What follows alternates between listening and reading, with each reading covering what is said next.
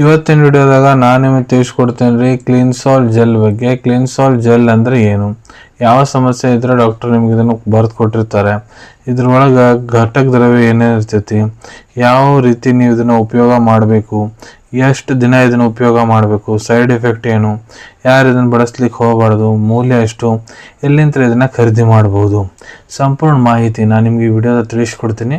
Video ಸ್ಟಾರ್ಟಿಂಗ್ಲಿಂದ end ತನಕ miss ಮಾಡದೆ ನೋಡಿ. ನಮಸ್ಕಾರ ಸ್ನೇಹಿತರೆ, ನೀವು ನೋಡ್ತಾ ಇದ್ರೆ YouTube channel Venkatesh H Pujar ಮತ್ತು ನಾನು ಡಾಕ್ಟರ್ ವೆಂಕಟೇಶ್ ಎಚ್ ಪೂಜಾರ್. ಬನ್ನಿ ಇವತ್ತಿನ ಚರ್ಚೆನ ಶುರು ಮಾಡೋಣ. ಕ್ಲೀನ್ಸಾಲ್ ಜೆಲ್ ನೋಡ್ರಿ, ಇದು ಅಲೋಪತಿ ಕ್ರೀಮು.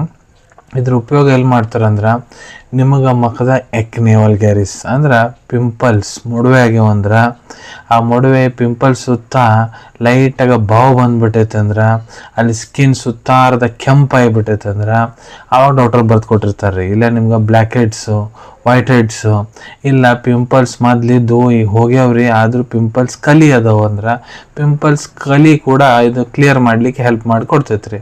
ಈಗ ಮೊದಲು ಪಿಂಪಲ್ಸ್ ಯಾಕೆ ಆಗ್ತಾವೆ? ಸೊ ನೋಡ್ರಿ, ನಿಮ್ಮ ತ್ವಚಾದಾಗ ಪೋರ್ಸ್ ಇರ್ತಾವೆ, ಆ ಪೋರ್ಸ್ ಒಳಗೆ ಹೊಲಸು ಏನರ ಹೋಗಿ ಜಮಾ ಆತಂದ್ರೆ ನಿಮ್ಗೆ ಪಿಂಪಲ್ಸ್ ಆಗ್ತಾವ್ರಿ. ಈ ಕ್ರೀಮ್ ಒಳಗೆ ಮೇನ್ ಇಂಗ್ರೀಡಿಯೆಂಟ್ ಏನಿರ್ತೈತೆ ಅಂದ್ರೆ ನೋಡ್ರಿ, ಇದ್ರೊಳಗೆ ಕ್ಲಿಂಡಾಮೈಸಿನ್ ಇರ್ತೈತೆ ರೀ. 1% ವೇಟ್ನಾಗ ಟೋಟಲ್ ಕ್ರೀಮದ ವೇಟು. ಕ್ಲಿಂಡಾಮೈಸಿನ್ ಒಂದು ರೀತಿ ಆ್ಯಂಟಿಬಯೋಟಿಕ್ ರೀ. ಇದು ಏನು ಮಾಡ್ತೈತೆ ಅಂದ್ರೆ, ಬ್ಯಾಕ್ಟೀರಿಯಲ್ ಇನ್ಫೆಕ್ಷನ್ ಇತ್ತಂದ್ರೆ ಅದನ್ನು ಅಲ್ಲಿ ಬ್ಯಾಕ್ಟೀರಿಯಾಸ್ ಇನ್ಫೆಕ್ಷನನ್ನು ಕಡಿಮೆ ಮಾಡ್ತೈತಿ, ಮತ್ತು ನಿಮ್ಗೆ ಪಿಂಪಲ್ಸ್ ಏನಿರ್ತಾವೆ ನೋಡ್ರಿ ಅದನ್ನು ಕೂಡ ಕಡಿಮೆ ಮಾಡ್ಲಿಕ್ಕೆ ಹೆಲ್ಪ್ ಮಾಡ್ತೈತಿ. ಎರಡನೇ ಇಂಗ್ರೀಡಿಯೆಂಟ್ ಇದ್ರೊಳಗೆ ನಿಕೋಟಿನಮೈಡ್ 4% ವೇಟ್ನಾಗ ಇರ್ತೈತೆ ರೀ ಟೋಟಲ್ ಕ್ರೀಮದ ವೇಟು.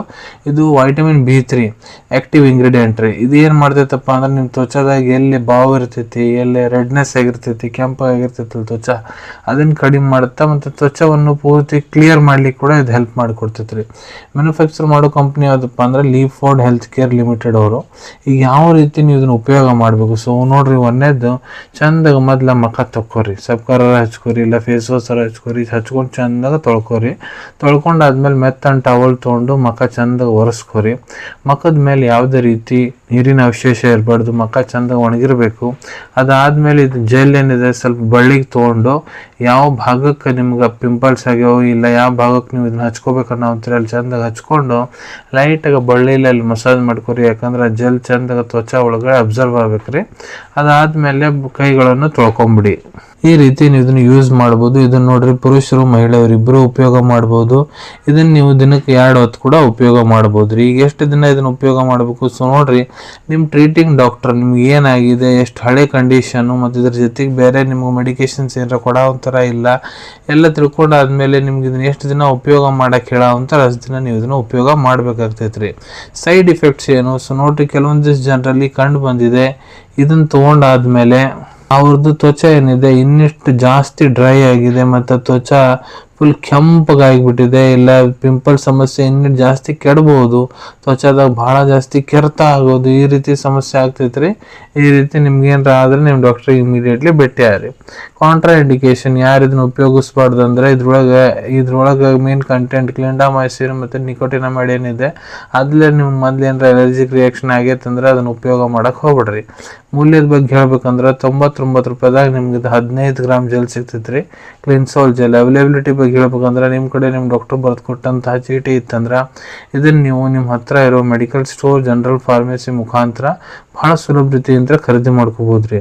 ಅನ್ಕೊಂತೀನಿ ವಿಡಿಯೋದಾಗ ನಾನು ಏನು ಮಾಹಿತಿ ನಿಮ್ಮೆಲ್ಲರ ಜೊತೆಗೆ ಶೇರ್ ಮಾಡಿದ್ದೀನಿ ಎಲ್ಲ ನಿಮ್ಗೆ ಭಾಳ ಒಳ್ಳೆ ರೀತಿಯಿಂದ ಅರ್ಥ ಆಗಿರಬೇಕು.